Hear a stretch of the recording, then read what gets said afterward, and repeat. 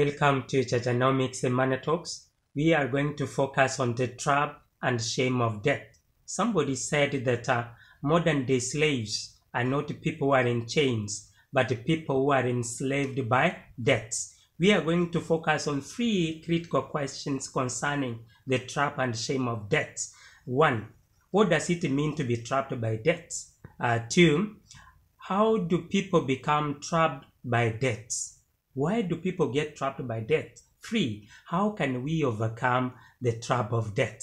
Let's first of all focus on the concept of debts, which is best captured by Dave Ramsey's quote that says, "We buy things we don't need with the money we don't have to please people we don't like." Powerful, isn't it? Debt is not essentially bad, but it depends on the purpose for which you borrow money for. If you borrow money, for example, to invest in a profitable project or ventures, for example, to acquire a home, to build rentals, to invest in the financial market, or to put in a business, then that debt can be good if the returns on the investment can make you repay the debt with ease. But the debt can be bad if you buy things that depreciate in value.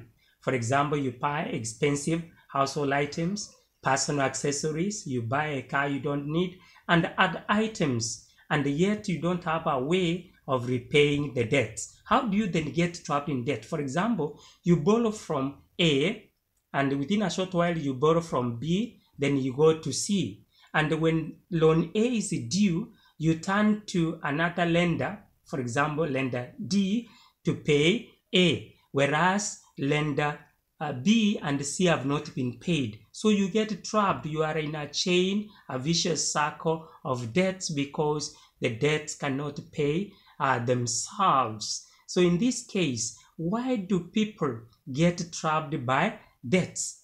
Very many reasons. We are going to focus on 3 main reasons. Number 1 is the lack of a financial plan. You find that, for example, you do not have a short-term, medium-term, or long-term financial goal. So you borrow for the sake of it and you have no spending plan, a budget for the money that you borrow. 2 is the lack of impact analysis. This is a case whereby somebody borrows because he or she qualifies. Number 3 is borrowing because of internal and external influences. Internal influences here are dictated by one's personal desires, the emotions. And external influences are from the colleagues, from the friends, from neighbors, in order to keep up with the Joneses or to fund a fanciful lifestyle. How then can we overcome the trap of debt? How can we eradicate ourselves from this problem of debt? Number 1 is having a financial plan. Sit down, lay out your short-term, medium-term, and long-term plans. Before you take a loan here, assess your repayment plan, assess the security required for the loan, and determine the cost of the loan, whereby cost of the loan means the amount you apply for plus the interest. This is one thing that people forget. For example, if you are going for a loan of 50,000 and the interest to be paid is 20,000, so the total loan that you have gone for is 70, not 50. Number 2, you need to acquire personal financial knowledge. The knowledge here you acquire on personal finance will help you master your money and know how best you can make the debt or the loan you acquire to work for you. Number 3, you need to live within your means. Do not just be moved by what others are doing. Don't borrow expensively to fund an expensive lifestyle. And in this case, if you find yourself in debt, you are trapped by debt, one thing you need to do is to accept the situation. You make adjustment on how to repay the debt. Don't run away from the debtors, and advance by going forward to start following your repayment plan.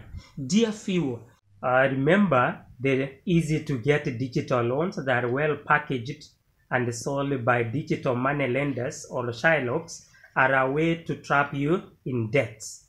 Don't be easily cheated or lured by easy to get loans within even 24 hours.